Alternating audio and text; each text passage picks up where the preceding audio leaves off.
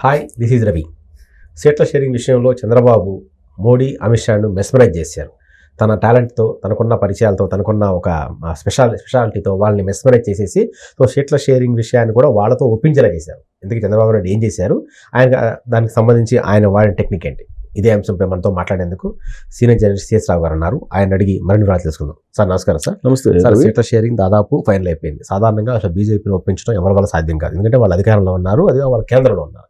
So అలాంటి వాళ్ళని కూడా చంద్రబాబు నాయుడు ఒప్పించారు. సో ఇంతకీ ఏం చెప్పారు, ఎలా ఒప్పించారు? సో చంద్రబాబు నాయుడు అనగానే మనకు గుర్తొచ్చేది ఏంటంటే 40 సంవత్సరాల సీనియారిటీ గుర్తొస్తుంది. 40 సంవత్సరాల పైన రాజకీయపరమైనటువంటి అనుభవం ఆయనకి ఉంది.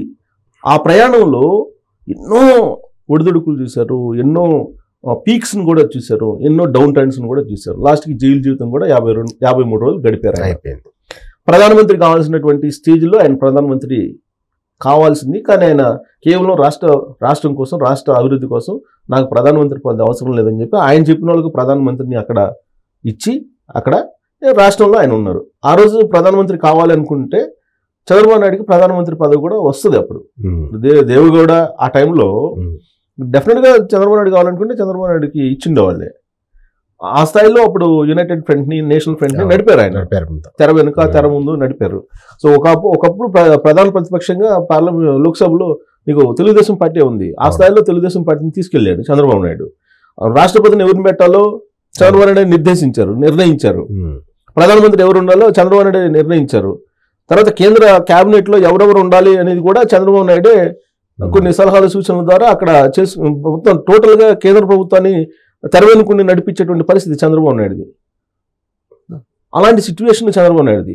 కాబట్టి మనం ఆయన్ని తక్కువ అంచనా వేయడానికి లేదు. రాజకీయంగా విజన్గా అసలు అందరూ ఒప్పుకుంటారు. పార్టీలకు అతీతంగా ఆయన విజన్ని ఖచ్చితంగా ఒప్పుకోవాల్సిందే. అది కేటీఆర్ చెప్పాడు.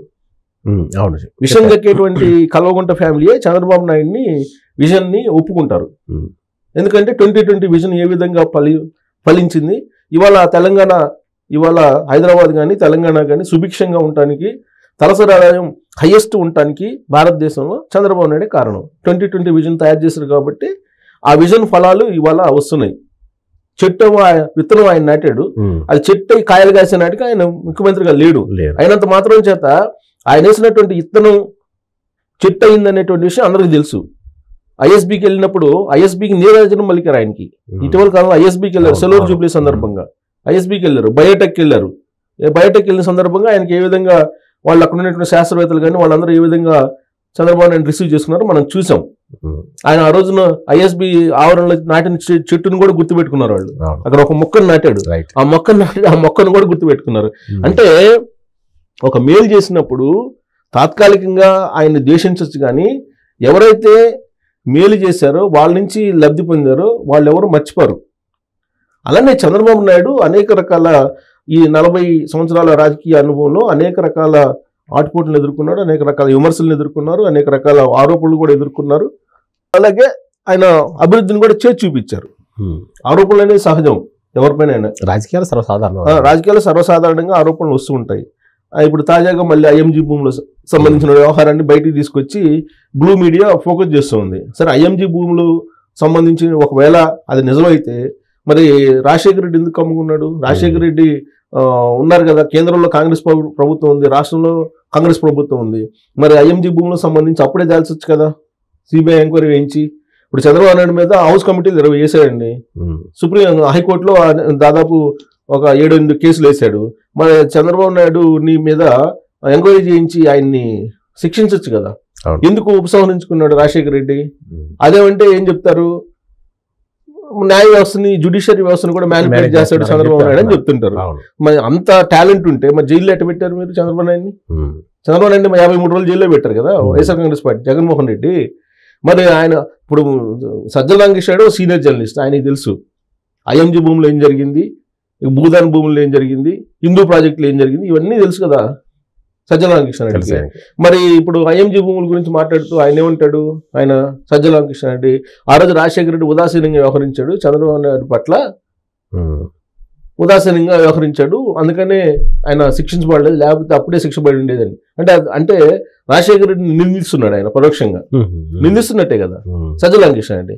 అంటే ఇవన్నీ ఆరోపణలు వస్తుంటాయి. కానీ చంద్రబాబు నాయుడు అల్టిమేట్గా ఏంటంటే ఆయన రాజకీయ ప్రయాణం అవన్నీ కనుక చూస్తే కనుక దాదాపు బిల్ గేట్స్ ఇలాంటి వాళ్ళందరితో కూడా ఆయన మీటింగ్లో పార్టిసిపేట్ చేశాడు. అనేక మంది వాజ్పేయి లాంటి, అద్వానీ లాంటి వాళ్ళు, ఇలాంటి రాజకీయ నాయకులతోటి, విపి సింగ్, తర్వాత చంద్రశేఖర్ ప్రధానమంత్రి చేసినారు.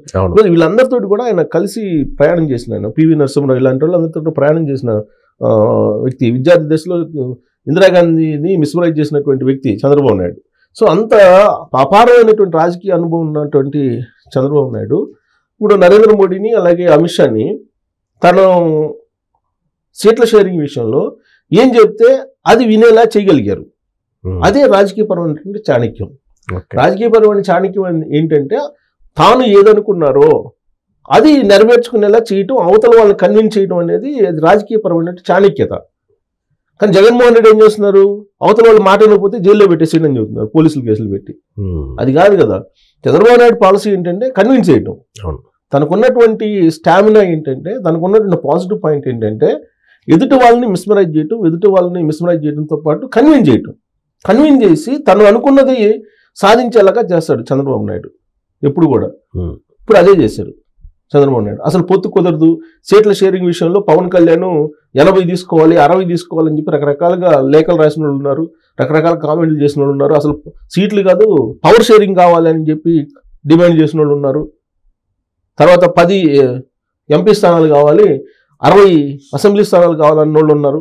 తర్వాత బీజేపీకి సంబంధించినటువంటి వాళ్ళు పొత్తు అనగానే బీజేపీ వాళ్ళు ఏమన్నారు, అసలు బీజేపీ పొత్తు పెట్టుకోవాలంటే తెలుగుదేశం పార్టీతోటి ముఖ్యమంత్రి పదవి బీజేపీ నుంచి గెలిచినటువంటి వాళ్ళకి ఇవ్వాలని చెప్పి వ్యాఖ్యానం చేసినటువంటి వాళ్ళు కూడా ఉన్నారు. అవును. అంటే ఇలాంటి పరిస్థితుల మధ్య తాను ఏదైతే అనుకున్నాడో అది నెరవేర్చుకున్నాడు.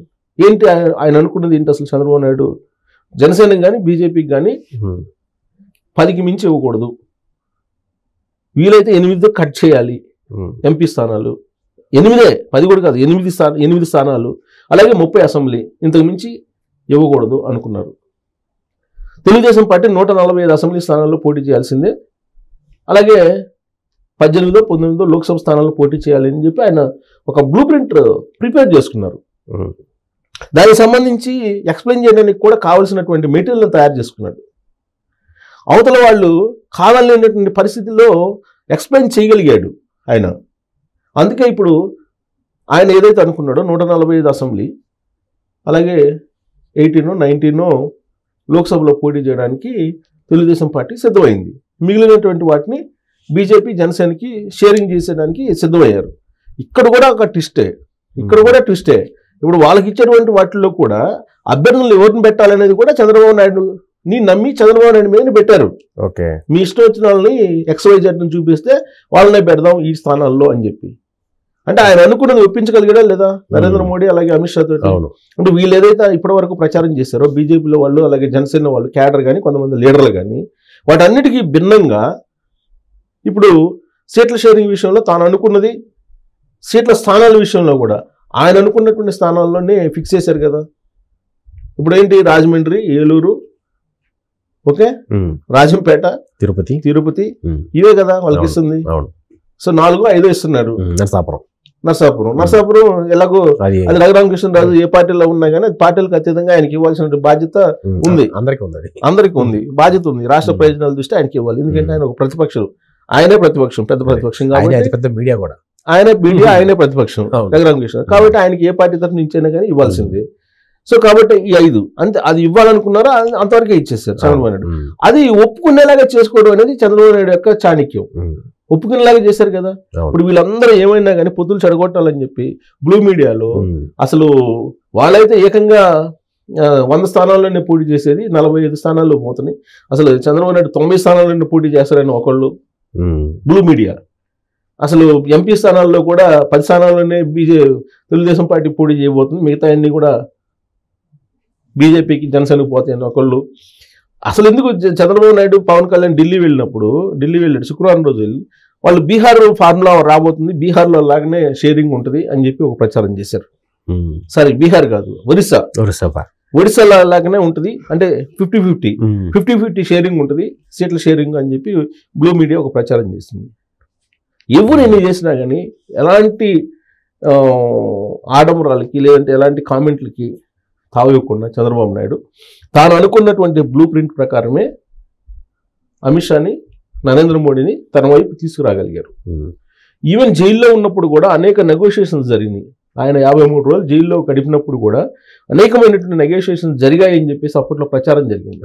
వాటికి కూడా వెరవకుండా నేను జైల్లో ఉన్నా పర్వాలేదు, పార్టీ కోసం కాంప్రమైజ్ గాను అని చెప్పి ఆయన చెప్పారని చెప్పి అప్పట్లో వినిపించినటువంటి మాట. కాబట్టి ఇప్పుడు ఆయన రాజకీయ చిత్రత ఏంటి అనేది కళ్ళారా చూస్తున్నాం మనం. నరేంద్ర మోడీ అమిత్ షాని ఒప్పించడం అంటే మాటలు కాదు. అవును. పైగా ఒప్పించడం అట్టుంచి చంద్రబాబు నాయుడు ఏ చెప్తే అదే చేయడానికి సిద్ధపడ్డారు వాళ్ళిద్దరు. అది చంద్రబాబు నాయుడు యొక్క గ్రేట్నెస్ కదా, అదే అనుభవం, రాజకీయపరమైన అనుభవం. కాబట్టి సీట్ల షేరింగ్ విషయంలో కానీ, లేదా అభ్యర్థులకు సంబంధించినటువంటి విషయంలో కానీ, లేదా స్థానాలకు సంబంధించిన ఫైనలైజేషన్లో కానీ కంప్లీట్గా చంద్రబాబు నాయుడు చెప్పిన దానికి తల ఊపే పరిస్థితికి నరేంద్ర మోడీ అలాగే అమిత్ షా వచ్చేసారు. ఆయన ఇచ్చినటువంటి ప్రజెంటేషన్ వాళ్ళని ఒక రకంగా ఫ్లాట్ చేసేసింది. భాషలో, సాధారణ భాషలో చెప్పాలంటే ఫ్లాట్ అయిపోయారు.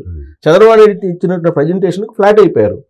అంటే ఈ స్థానాలు మీకు ఎందుకు ఇస్తున్నాను, ఎందుకు ఇవ్వాల్సి వచ్చింది, సో ఆ స్థానాల్లో కూడా ఆ స్థానాల్లో ఉండే పరిస్థితి ఏంటి, అభ్యర్థులు ఎవరు పెడితే కూడా మీరు గెలిచే అవకాశం ఉంది అని చెప్పి ఆయన ఇచ్చినటువంటి ప్రజెంటేషన్ లో నిజాయితీ ఉందని చెప్పి నమ్మి వాళ్ళు చంద్రబాబు నాయుడికి పూర్తి స్వేచ్ఛ ఇస్తూ ఆ పొత్తుల విషయంలో కానీ, సీట్ల విషయంలో కానీ, స్థానాల విషయంలో కానీ, అభ్యర్థుల విషయంలో కానీ గ్రీన్ సిగ్నల్ చేశారు. అంటే దీన్ని బట్టి చంద్రబాబు నాయుడు ఇచ్చిన ప్రజెంటేషన్ వాళ్ళు ఫ్లాట్ అయిపోయారు అని చెప్పి మనం విశ్లేషణ చేసుకోవచ్చు. Okay sir. చాణక్యం అనేది చెప్పేది కాదు, చేస్తేనే తెలుస్తుంది. సో చాణక్యం అనే పదానికి brand ambassador Chandrababu Naidu. So ఆయన చాణక్యం ఏంటో ఢిల్లీ వేదికగా మరోసారి ప్రూవ్ అయింది. దానికి ప్రత్యక్ష సాక్షులు అమిత్ షా, మోదీయే. సో రాబోయే రోజుల్లో ఈ బంధం, ఈ చాణక్యం ఎలా కంటిన్యూ అయ్యి ఏపీ రాష్ట్రం దేశంలోని నెంబర్ 1 అవ్వాలని కోరుకుందాం. Thank you.